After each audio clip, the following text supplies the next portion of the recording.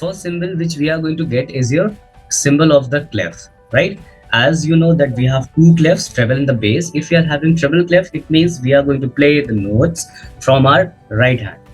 Okay, and if Okay. the symbol is your bass clef, then we are going to play from the left hand, right? Yeah. Then the next symbol which we are going to have is the your key signature, right? So key signature, what does this key signature means, right? Key signature means that in which scale we are going to play the piece, right?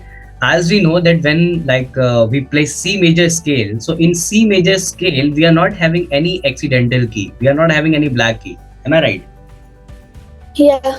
Right? But in all other keys, like when we are talking about like C sharp, D sharp, F sharp, G sharp, and A sharp, we are going to have black keys also. Am I right? Yeah.